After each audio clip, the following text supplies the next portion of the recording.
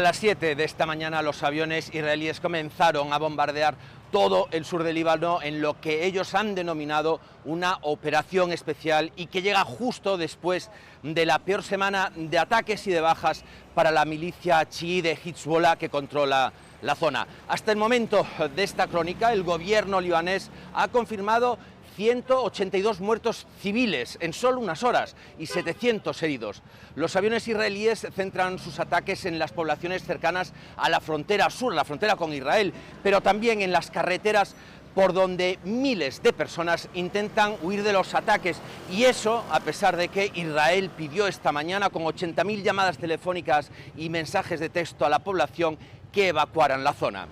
Israel también ha dado 2 horas a los habitantes del Valle de la Baká para que lo evacúen. Ahí viven, por ejemplo, 500.000 de personas.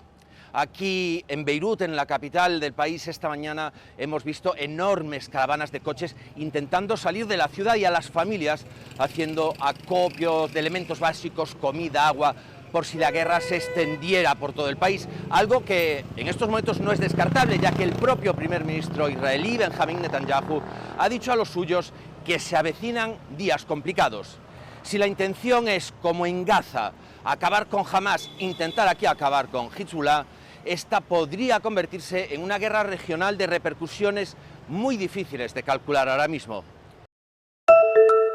Este martes iniciará la semana de alto nivel aquí en las Naciones Unidas, donde se reúnen los representantes de los 193 países, quienes desde este mismo domingo han sido convocados aquí en Nueva York para enfocarse en los temas fundamentales de esta jornada. Se trata de cambio climático, desarrollo sostenible, la lucha contra la pobreza, las nuevas tecnologías y en especial la inteligencia artificial y el desarrollo de la misma de manera responsable, y la paz y seguridad. Dentro de la agenda de esta semana se espera que la crisis en el Medio Oriente, en especial Israel y la guerra contra Hamás dentro de Gaza, dominen la agenda. Asimismo, la situación de Ucrania y de Sudán. Por parte de los países de América Latina se ha convocado una reunión para esta semana para tocar el tema de Venezuela, y durante esta misma jornada a las afueras de Naciones Unidas se llevan a cabo eventos adicionales donde estarán presentes de manera virtual